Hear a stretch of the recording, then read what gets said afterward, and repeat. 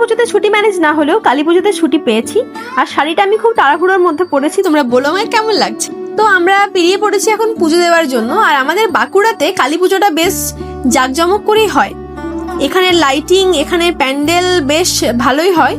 আর এখানে যে লক্ষ্যতরা মহাশ্মশানের পুজো, সেটা এখানে সবাই জানে যে ভীষণ সুন্দর হয়, তোমাদের সেটাও দেখাবো। কিন্তু এখন আমরা চলে যাচ্ছি পুষ্পাঞ্জলি দেওয়ার জন্য।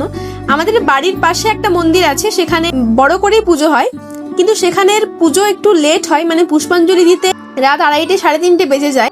আর যেখানে আমরা যাচ্ছি সেখানে হচ্ছে পারিবারিক পুজো, সেখানে তুলনামূলক কিছুক্ষণ আগে পুষ্পাঞ্জলি হয়ে যায়। আর প্রত্যেক বছর এখানে না গেলে আমাদের মনে ঠিক শান্তি হয় না। এটা আমার এক যা আছে, তার মামা বাড়ি, তো সেখানেই প্রত্যেক বছর আমরা যাই, এই মায়ের কাছেই আমরা পুষ্পাঞ্জলি দিই।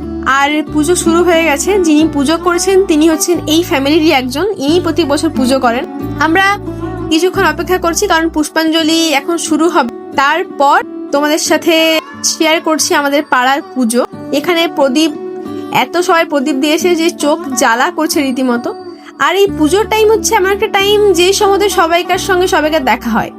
আর পুজোর শেষে হচ্ছে প্রসাদ, ভোগ দর্শনে দুর্ভাগ্য কাটে, তাই তোমাদের ভিডিওটা দেখালাম, শেয়ার করলাম।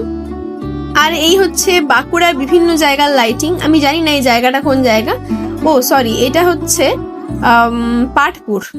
তারপর আমরা চলে এলাম আমাদের পাড়ার পুজোতে। পাড়ার পুজোয় এখানে দারুণ সুন্দর লাইটিং করেছে। এর আগের বছর 100 বছর ছিল, আর এইটা হচ্ছে 101 বছর পুজো হচ্ছে। তো এখানে খুব সুন্দর করে সাজিয়েছে। আর এই হচ্ছে আমাদের পাড়ার, মানে শ্বশুর বাড়ির পাড়ার মন্দিরের পুজো। এই হচ্ছে এখানের মা। এই যে ঠাকুরের মূর্তি আছে, এটা হচ্ছে পাথরের, মানে প্রত্যেক বছর আলাদা আলাদা করে মাটির মূর্তি এখানে নিয়ে আসা হয় না, এই পাথরের মূর্তি, এটাই প্রত্যেক বছর পুজো হয়। আমাদের কালী পুজো খুব ভালো কাটছে, সবাই খুব ভালো থেকো, দেখা হচ্ছে নেক্সট ব্লগে, টাটা।